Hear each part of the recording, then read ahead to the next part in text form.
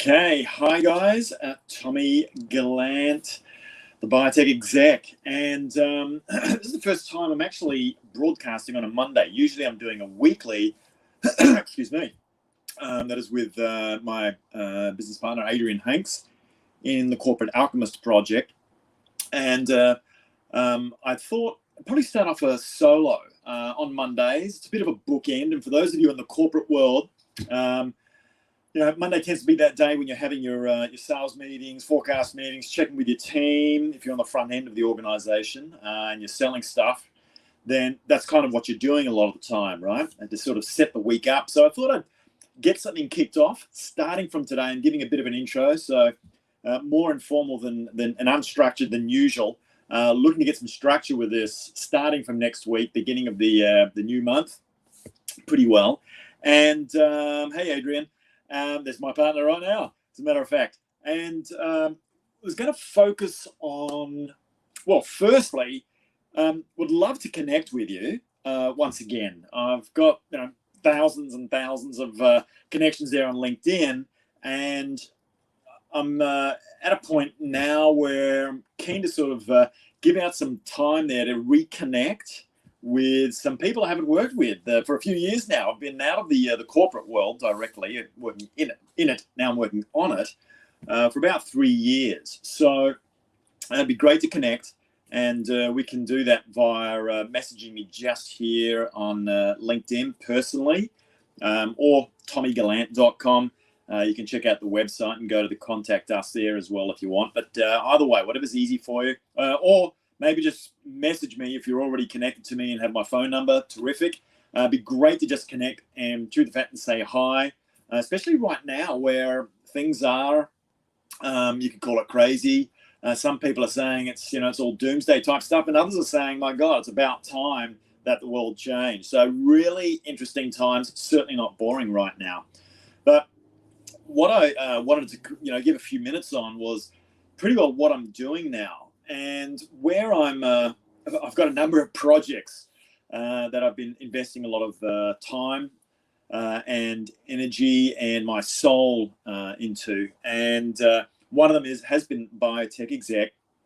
And I've had a number of executives that have gone through the program, and we've had some sensational feedback. Another project where I'm working with Adrian, where we're working together and we enjoy bouncing off each other. And it's really good because with the Corporate Alchemist project, we're moving into the physiological and into the psychological. I sort of deal with both those areas, but then Adrian also deals a lot with the psychological. In fact, he's got more experience in that area than me, and in the what we're calling the spiritualogical. So that's the joint partnership there. We come to you on Tuesdays around lunchtime, and then on Wednesdays, something exciting is going to be happening. It's going to be around health technology. And I'm really excited about that one as well. And that's also going to be in partnership with somebody. As you know, being BioTech Exec, I'm not talking about invasive tech. It's more about wearable tech and all the stuff that's kind of safer than some of the things that are being talked about at the moment around things like vaccines or injections or whatever. But this is more to do with the non-invasive side of tech and self-monitoring. And also not only self-monitoring, but how you can use that information to bring about a state of change from, a current state to a future state, to bring in a bit of my old corporate lingo, and then the strategy to get there. And doing that based on numbers, right? I know what it's like, when you're in there, you're doing your QBR or whatever, and it's very much about drilling down on numbers so we can take all the BS away. But I'm also a believer in that just because you can't measure something doesn't mean it's not happening as well. We're moving very much into that realm as we move into the future. So that's 2 projects. The third one is around health technologies, doing things with regarding distributing health tech as well with another partner. But there's a specific bit of health tech that we're going to be talking about regularly on Wednesdays, and other tech that's complementary to that. Which is going to be really exciting. And then on Thursday, well, I'm going to take the day off, kind of, at least being a little more in my business development sort of mode. But I do have other interests as well in a foundation that I'm a part of, which is a passion project with a few really smart people. One that's kind of the CTO, the Chief Technology Officer, who is a very smart young man, and we'll be talking more about him in future, but also a couple of PhDs, one around quantum medicine, who was a founder of a clinical grade supplement company. And I'm looking forward to getting him on and interviewing him. And another one who is a PhD in environmental and physical sciences. So the four of us with our CTO bring those things together around environment, around natural stuff that you can do with the body. And I think I mentioned the tech, and I said, well, what am I doing there? I was kind of nicknamed the conductor. I kind of like connect things. What do you know? For those of you who are aware of, and I use it in my BioTech Exec program, was it Strengths Finder 2.0? This is the only company that has 2 Nobel Prize winners on staff. That is Strengths Finder. And I did, on leaving the corporate world and wanting to assist corporates come back in and kind of be the coach, which has been very, very satisfying. Strengths Finder is one of the first things that I got certified on, along with other things to do with heart rate variability and so on. So having been an ex-triathlete and having learned about 4, almost 5 years ago that I was fit, but I wasn't healthy, that's what made me go and double click on what's happening around food, what's happening around education, what's happening around health, right, and wellness. And I've also been a big one for optimizing performance. So love performance. We've done a lot of maxing out, I guess, over the last couple of decades. Now it's about connecting all these things, getting them to harmonize and optimizing to true you. And that true you piece becomes a bit of a journey when I'm coaching someone. So I think that was pretty well all the projects, about 5 projects that I'm involved in. Tends to be 1 day a week devoted to each, and actually they all kind of interconnect, which is really cool. So looking forward to doing these regular Monday sessions with you. As I said, and there is no charge for this, first session and maybe even subsequent sessions, depending on how things kind of pan out, on reconnecting with those that I used to work with in the IT industry, and all those that I've met. Even if I didn't work with you, of course, look me up here on LinkedIn. It'd be great to have a chat. I love connecting with people. Would love to hear what's going on in your world, especially since I haven't been in Singapore, where half of my career, 14 years of the 28 years, was spent with a lot of travel, a lot of fun, a lot of adventure, a lot of working with great teams. Great people, starting up stuff from zero, breaking some stuff, and then doing what I could to fix it. Some scary times in my corporate career as well, and not only is it a scary time for people's corporate careers and from time to time right now, but in the world for a lot of people.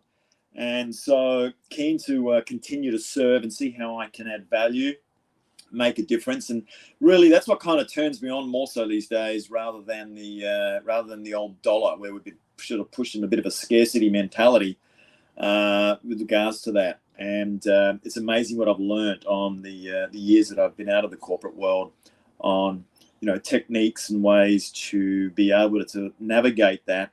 And it's kind of tough doing it these days without having someone to guide you, keep you accountable to what you truly want to achieve, and getting all of those things harmonizing. And the way that I work this is starting with the physiology, and that's stuff I know most about because of my experience in being an amateur athlete and as a triathlete. And so what I learned was I started learning about our genome, which we have 20 to 25,000 genes that we got from mum and dad. And, it's not all about your genes, of course. And we've got a lot of stuff happening around genes right now. in some injections, which are actually gene therapy in about 90% of the cases. Not all of them are. But it's, mum and dad load the gun with what genes you're going to end up with. But it's us that pulls the trigger. And that's the 85% of the influence that we have, not with regards to what genes we have and what predisposed set that we've got that came from mum and dad, but which ones you're switching on and switching off. And some of them you want kept off, or some of them you only want switched on in certain situations, and some of them switch on in a split second, and some of them take 3 or 4 generations. Sorry, you're going to have to come back again a few times to change some of those other ones, if it's you that's going to be doing that in the same body. I'm actually making any sense, but anyway, I think you might get what I'm trying to say. So that is all around lifestyle. And when we're talking about lifestyle, we're talking about the 3-legged stool of health, I call it, right? You're eating, you're moving, exercise, right? And you're sleeping. And what people don't understand is the one that's kind of like usually the easiest, although some of us do struggle with it, especially in the exec world or business owners, is the sleep one. And the sleep one's actually the most important, believe it or not. Getting that one right today is super important, because across all of these, you're creating stress.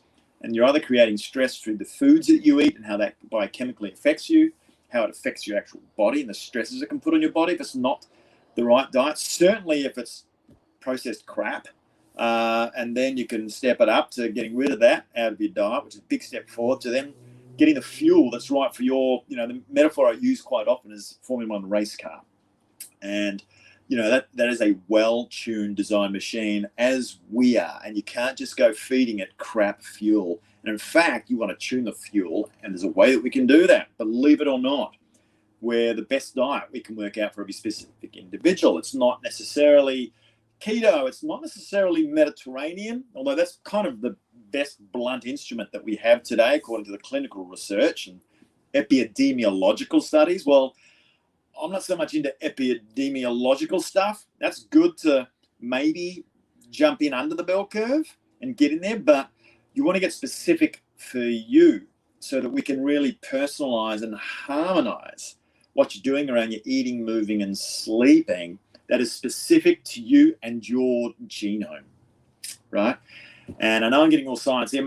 I'm sure the tech fraternity might understand or be a bit more into this stuff. And I don't want to overcomplicate it, because we can complicate it or we can keep it really simple. But with a stool, getting back to that analogy, you've got the seat on the top, and I use that as the metaphor for the brain and psychology. And you've got the hardware of the brain, and you've got the software of how we're programmed and conditioned, and the level of awareness you have around that, and then moving into more of a mindful state where you're observing what you're thinking and you're feeling and so on, right? And then the big gig is to be able to go and get your mind and your heart, if you can remember what that actually is, something I've had to learn more about over the last few years as I've become more mindful, to let the part that they say, the mind thinks and the heart knows. And in fact, there's a massive highway up the back, up your backbone, up your spine, called the vagus nerve, that connects the heart to the mind. And what do you know? The heart's doing a lot more talking up there, but the noisy brain, especially today, because it's connected to so many other things, stressing it out, and it's really difficult to teach a drowning person how to swim. The heart knows, but the mind thinks. And we've been doing a lot of thinking and overthinking, of which actually epigenetically, or my genes, I tend to be predisposed to overthinking stuff, and that can create anxiety. And I generally have been probably the more anxious type of being than others. Being's been a challenge for me, and so I've learned a lot of techniques around journaling, meditation, what I'm eating, exercise, all these things that I've put into practice, and I will tend to waver.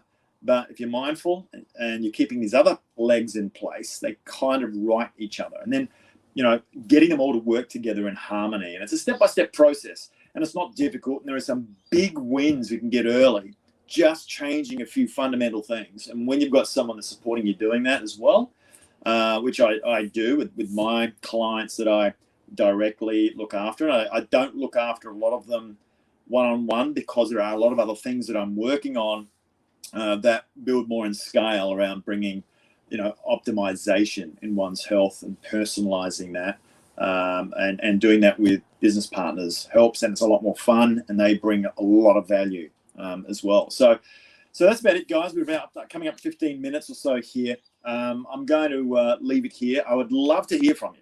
So just message me. In fact, before I go, we've got a couple of comments here coming out of YouTube. What is your company does? What's your mission statement? Great question, Esther. Is that not everything, as you must know, corresponds to your genome, your structure of your chromosomes does tell you a lot. That's true, and we can start talking about telomeres and so on. But the ones that we can directly influence around your genome are significant. That's stuff that we can actually consciously take a certain amount of control over, like significant control from the science that I've been sort of digging into over the years. Your chromosomes, finding out what's in your genes will not make you your perfect diet. So we're talking about epigenetics. We've got a set of genes. We're going to have to work with them. So how do we best work with them? And that's all to do with the environment. Bruce Lipton's a great one on this. He was actually pretty well kicked out of the health and wellness, the health fraternity, a number of years ago, when he made discoveries and wrote a paper around how the environment around your cells does create a level of health and wellness, or the opposite. So we're going to go into talking a bit about that stuff as we do these Mondays to get people a bit educated. But we want to simplify this stuff down. Surroundings are a big impact too. It's exactly what I'm saying, Esther. It's to do with the surroundings, the environment around your cells, and hence your chromosomes. And then, we start talking about things like telomeres. I don't want to overcook this on the tech stuff right now, but we are a web of health, and that's why looking at things holistically is the way to go, because you pull on one bit of the spider web, it kind of pulls on a lot of others. So we're a system, and we're super complex, and you can't just isolate it down to one thing. And a lot of our health industry has been built around that, and built on it being more about, it does a great job in acute chronic issues, acute sort of health. So we've got acute issues, whereas when things are chronic, that's a bit of a different play. It's dealing more with those things upstream that are usually correlated with inflammation and so on. So talking too much, dragging it on here. Have you looked into CRISPR-Cas9 tech? No, I know what CRISPR-Cas9 is. That's when we start getting really invasive. And I think we've got a few years to go in making sure that splicing into genes and editing them becomes a safe thing for everybody. Mind you, we're kind of close to that right now, in my opinion, with what we're doing with gene therapy. And there's some cool, good gene therapy coming from the right place around longevity. And there's also some, it's like the internet. It can be used for good, and it can be used for bad. It's a lever, it's a catalyst. So can correct mistakes and fix chronic illnesses. Yes, I agree with you that it has the capability to do that. But in my opinion, I'm not going to be doing any CRISPR-Cas9 stuff yet. I think there's a lot of things we can do without getting so sexy in the tech, where we're starting to splice genes, which is right now, as far as I'm concerned, a risky area to go right now. Gene therapy itself, where we're actually, if you're placing things into your body that are not normally coming into your cells, and switching on, doing it in an unnatural way, is an area that we're now entering. And once again, I think there's a lot of things you can do with just fundamental lifestyle that can have the same effect, but doing it more organically and naturally. So that's about it, guys. I'm going to jump off. I'm looking forward to having a chat. Reach out to me here on LinkedIn, or you can go to my website, tommygallant.com. You can go to the contact form there, look me up, or if you already know me, you got my number, message me. I'm on all the platforms.